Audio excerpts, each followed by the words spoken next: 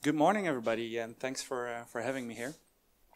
First one of the day, and to ease you into the day, I'll start with a not very technical talk, or not technical at all, I guess. Titled, What If We Really Assumed Breach? And of course, I'll explain in a minute why I chose that title.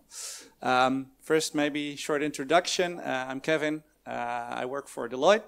As of February of this year, so only a few months basically, focusing on what we call security restoration, so mainly helping clients who are dealing with the fallout of a large incident or serious red team or pen test findings, and trying to improve their security very quickly in the first couple of months, and then also get them into a usually larger transformation project. Prior to joining Deloitte, I worked for Fox IT for over 7 years, doing incident response and forensics. So I basically saw a lot of clients in the worst state you could encounter them. But it gives you a lot of very interesting insights into what could go wrong and why it goes wrong as well, which is what I've also worked into this talk a bit, I guess. So I'm going to talk about assumed breach here today. You're probably all familiar with the mantra of assume breach. You basically assume that your prevention measures in terms of IT security are not going to keep out attackers forever. At some point they will fail. Attackers will bypass it and enter your network, your infrastructure, and possibly cause all kinds of havoc. It's something that you've been hearing for years now in the security industry. And something that you hear a lot of organizations claim that they're also doing. So they say, yeah, we're following this attitude of assume breach, and we worked it into our IT security. And what they usually tell you is, out of the holy trinity of prevent, detect, respond, they're not only doing prevention anymore, but they're moving a lot of effort into detection mainly, and also effective response to any stuff they detect or any breaches that could potentially occur. So following this logic, why am I here doing this talk if everybody already knows what assumed breach is and how you should handle if you want to follow that train of thought? It's because there's still a lot of stuff that goes wrong, I think, when organizations try to work under the assumption of a breach that could happen at any moment. So I mainly focus this talk around the topic of detection, and want to take you through some of the things first that I see usually go wrong in organizations. And then, of course, also hopefully provide some sort of a solution, a way of thinking that could hopefully overcome a lot of these issues.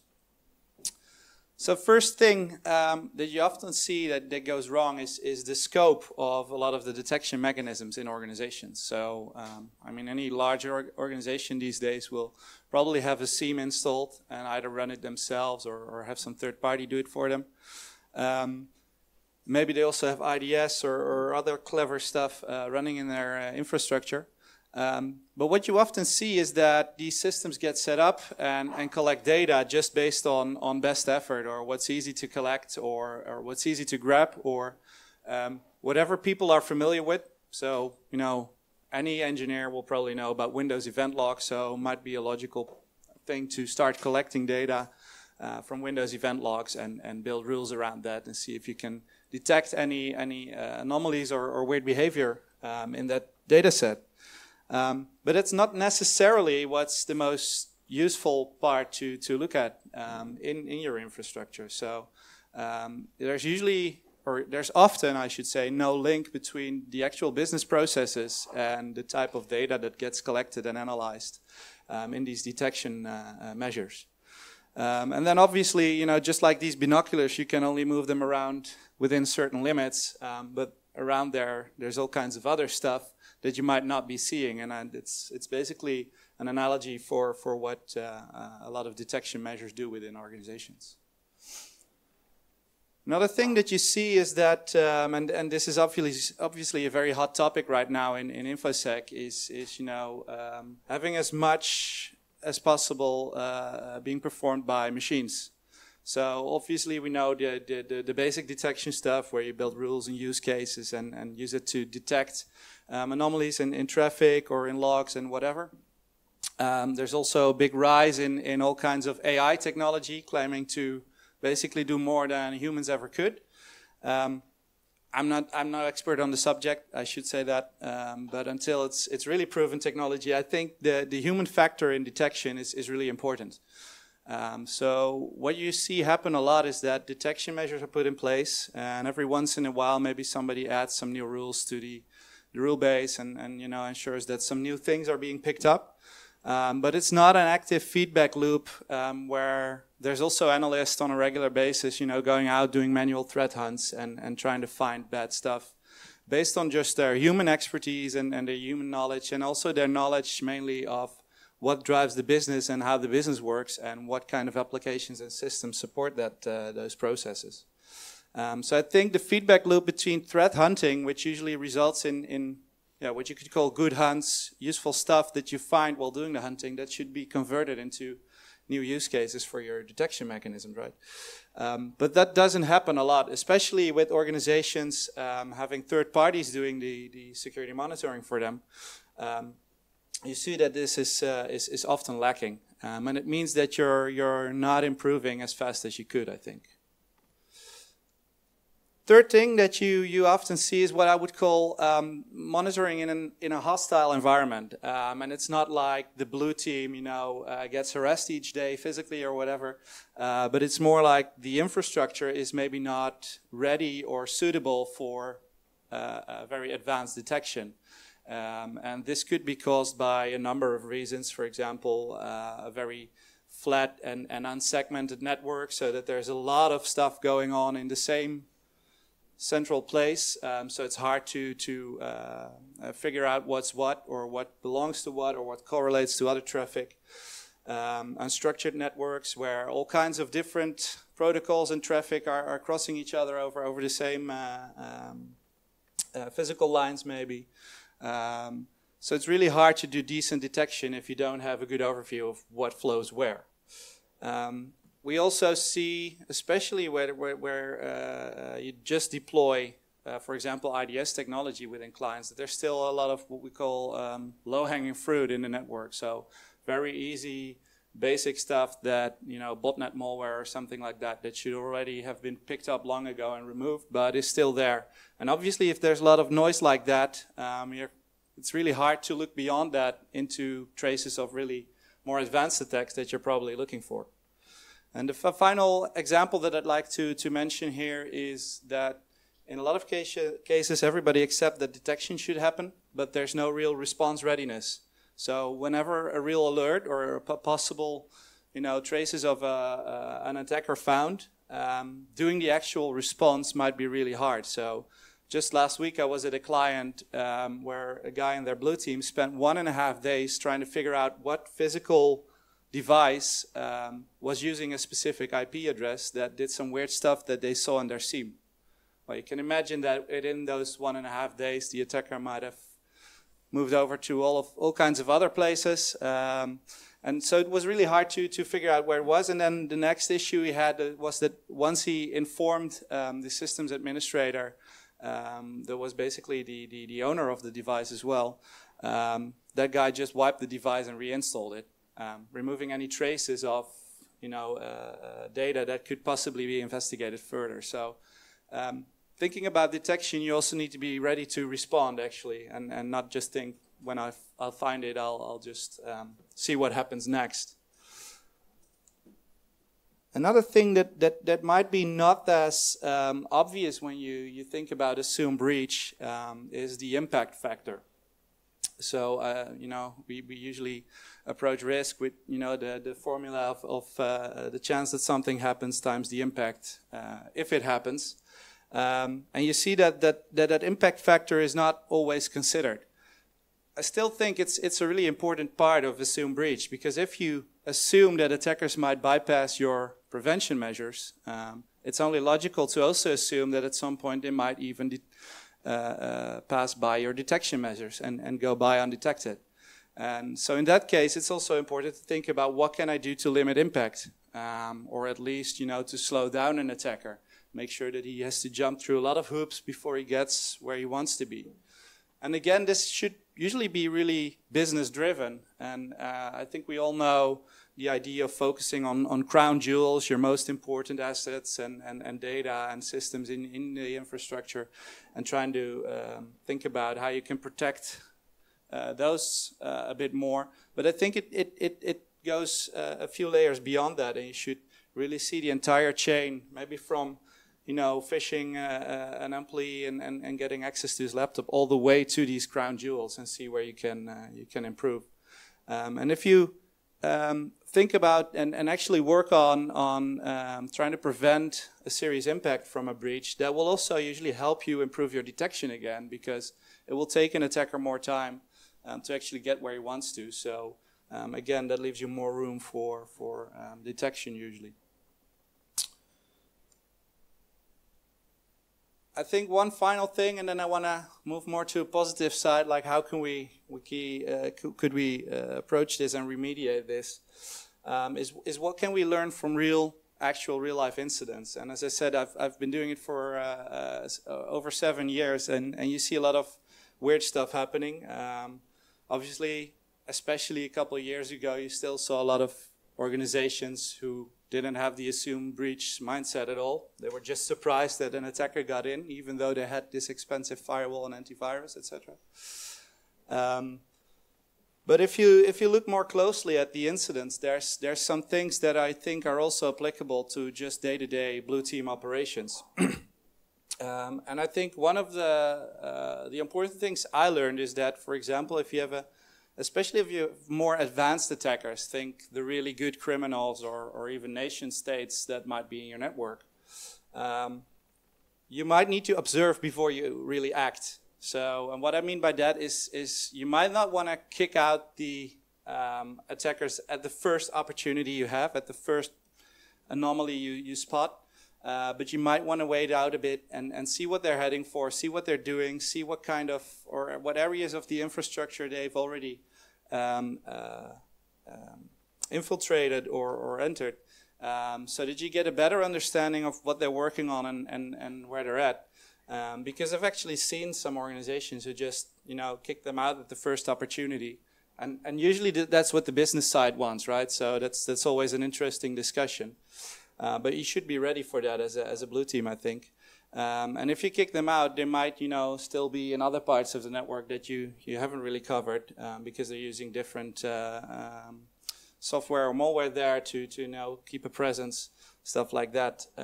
So waiting it out and finding the right time to start remediating and cleaning up, that's an important aspect that you also need to take into account with just, regular detection.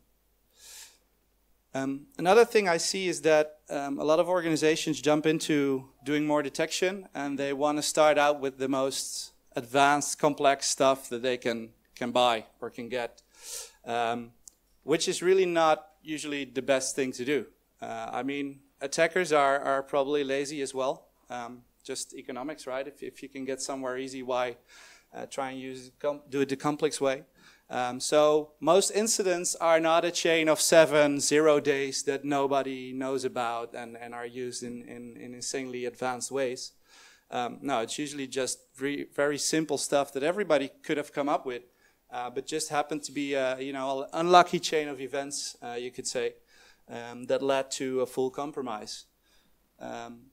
And that's something to take into account when doing detection, because that means that you also should make sure that you first have, the basic stuff under control before you start looking for way more advanced topics.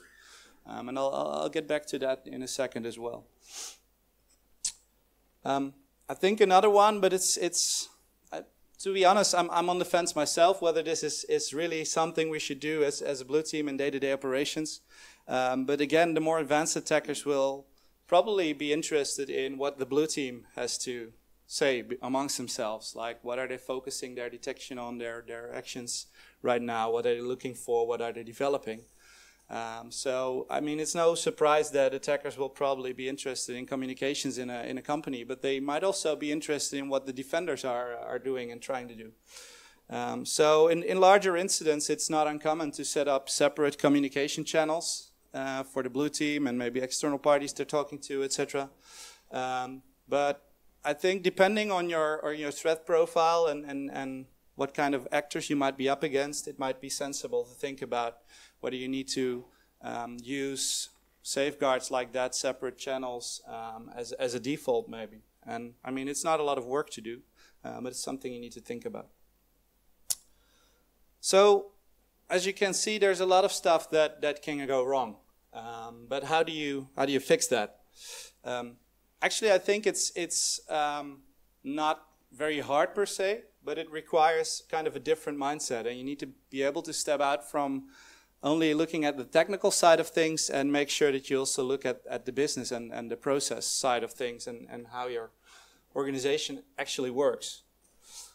And maybe to give an example, what you often see, we all know this one, right? The kill chain, there's numerous variants of it, but I tend to see the Lockheed Martin one a lot when I talk to clients, where they've defined all these steps in, the path of an attack, basically. But what bothers me about this one, if you use it to model your defenses against it, is that, first of all, if you put it more like on a kind of a time relative scale, these 3 steps, delivery, exploitation, installation, they'll be usually pretty close together and might only take minutes, right? And then after that comes a very long time where a lot could happen. And if you look at it honestly, I think these steps, there's some stuff you might detect, but in all honesty, there's way more room for detection in the steps after that. But with a lot of models, that's not really divided into very clear steps. And so if you're going to model your detection on this, it's going to be quite messy, because you're going to say, well, to detect command and control, I can do those 50 things, for example. But it's messy. So I'm a big fan of using a model like this, the MITRE one attack, where they basically only start at exploitation. So everything before that is not covered or irrelevant for this model. But it's a very useful model for detection and response, in my view, because they take these 10 categories of stuff that attackers can do. And mind you, these are not necessarily in the order that an attacker will do this. Could be switched around. But what this provides you with is a lot more. It gives you the capability, from a technical side at least, to provide more detail on the areas where your detection is good or where it's bad, or where you're already top notch. Because what MITRE also does, and obviously you can modify this or use it in your own way, but MITRE has an entire wiki behind this where they say, okay, for lateral movement, we've seen these, 50 techniques that were used in, and per technique they list the campaign. So it could be, APT 28 or whatever. And they say, that's where it was used. It involves this technique. They even say what known detection techniques are possible. And for some, it's also known, well, it's really hard or almost impossible to detect. And based on that, this is another tool that MITRE provides, open source tool, the Carrot. And so at the top here, you see those 10 categories. And then below that, I'm not sure if you can read it, but is all the techniques. So for, let's say, persistence, they list a number of things that they know happen in the wild, like setting up scheduled tasks to achieve persistence. You see some colors here as well. So this is just an example where red means we're not covering that with our current detection or even prevention measures. And yellow means, yeah, we're probably covering some of that. And there could even be green squares where you're pretty sure that you're covering almost any attempt of using such a technique. Now, looking at this, you're probably wondering, this is still very technical. How does it help me involve the business side of things? Well, what you should add to this layer, basically, is what I'd call a scenario analysis, or a more in-depth analysis of what the business processes are that are critical for an organization. And below that, you can usually put like the systems and applications that support those processes. And when you do that, you can also start thinking about what are the attack paths that an attacker could use to, get into those business processes and achieve some kind of goal. Which means you also need to know which actors you're up against, which actors are interested in those attack paths, and what level of sophistication they might have and how they would work in achieving those attack paths. But if you have the attack paths, that's where this basically comes in, because that's where you can think of, okay, so I've got this Windows machine here that's critical to this process. So if it's interesting to an attacker, he probably want to achieve persistence. So what kind of Windows persistence techniques do I know? Am I covering them in my detection on this specific system or not? And if I'm missing some stuff that I think is pretty vital, let's see if we can work towards remediating that and adding maybe data collection and detection on that specific system on the relevant log files. So I think that's a really key part of improving, and what's really nice about such an overview, of course, such a matrix, is that you can basically see what your current state is, what kind of stuff are you detecting, and you can also show improvement over time, of course. So hopefully more red squares will turn yellow and then perhaps even turn green. So I think this is vital to focusing your detection and response operations, and for some things you could even add a little bit more prevention, but let's focus on the detection side.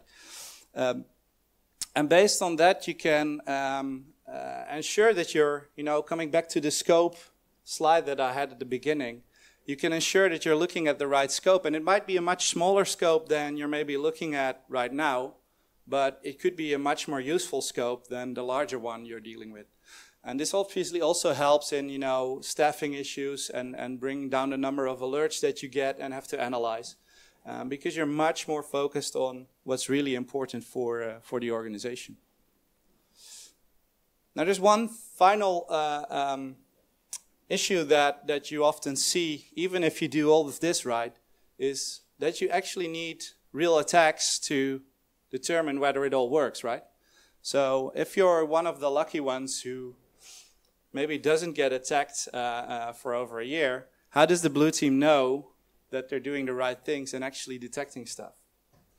Well, the answer is easy, right? You simulate the attack. So I think we all know and all are aware that red teaming is an important part of building up your defenses. But what you see a lot in practice is that the red team only does what the red team mainly wants to do is usually break stuff, get in and show that they've achieved all of the objectives, and then provide a list of how the attack went, what path they chose, what tools and methods they used, and say, blue team, here you go, good luck fixing it. And it's usually not a very constructive way of dealing with it, of course. So I'm a big proponent of what a lot of people call purple teaming. So bringing the red and blue team together, maybe even during the red team already. So have specific points in time where you do a debrief of the blue team and already tell them maybe how far you got. So that they can, readjust some of their detection measures, focus again on where the red team might be, so that you prevent that the red team spends 6 weeks on an attack with the blue team being completely in the dark. I mean, that's not useful to anyone except for the confidence level of the red team, probably. So you want to make sure that the blue team also has got work on their hands and also becomes very aware of the stuff they're still missing. And basically you want to verify that this matrix is actually in the state that you think it is. So it could also help purple teaming to select specific techniques or detection areas that you want to test and make sure that the red team specifically targets those and does a good debrief of the blue team to help them, again, improve the detection. And, if you're really going to the more mature levels of doing this, this could be like a feedback loop that you go through several times where after debriefing the blue team, you might want to try the attack again because they've improved their detection and see if you can still pass by some points of the defense.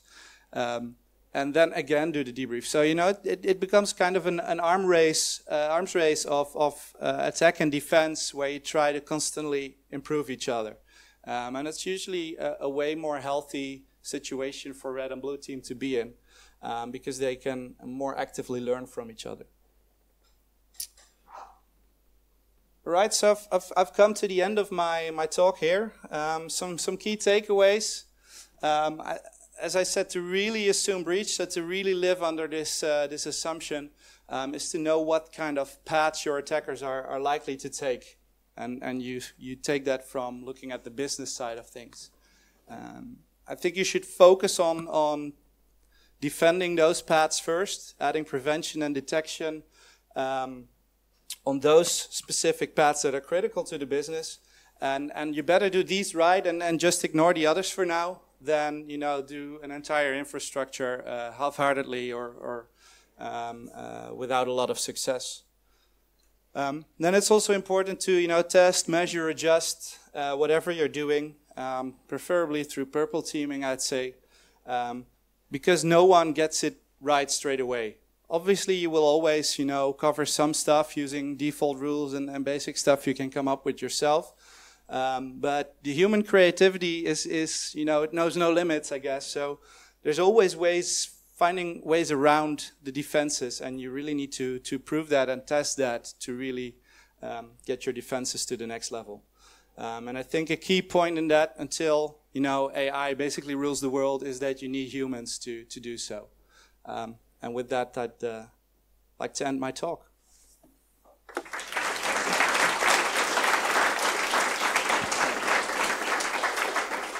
Any questions?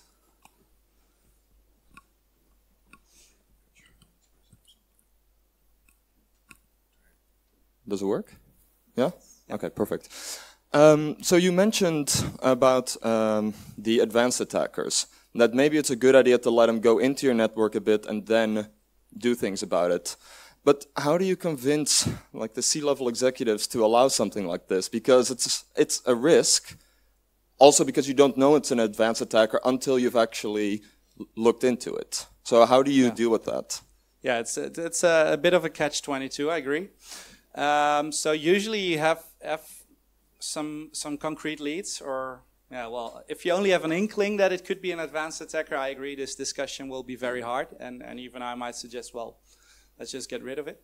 But if you have some leads that it is advanced, maybe because it's new malware you found that isn't on virus total yet, could be interesting lead, stuff like that.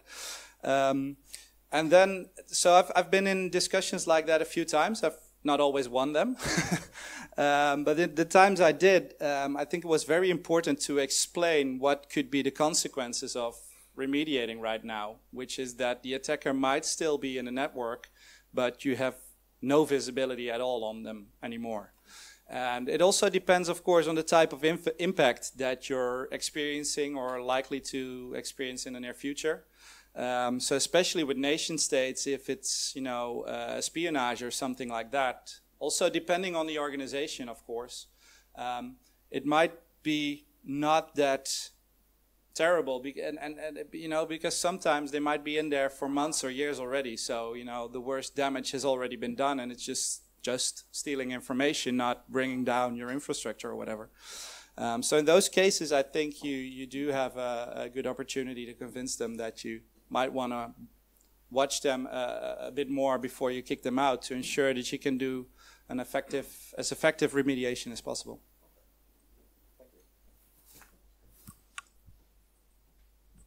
Hi, I was just wondering if your work got a bit busier after the latest shadow broker releases and all these advanced malware and stuff. A bit busier in what way? Yeah, in cleaning up stuff and helping clients with who did not do a good patching job and stuff. So I think in general we get busier like every quarter almost, which is not necessarily get to do with developments like that, but just also general awareness of the security will have to be approached more seriously. what you usually see when stuff like that breaks and gets in the news is that there's a number of clients who get, do some phone calls to us and want to get a bit of more info, like how relevant is this to us, and how serious is this? Should I take this threat? But I think overall, the biggest bumps in busyness are when stuff like WannaCry or non-PTI, stuff like that happens, of course, because that's when there's actual impact.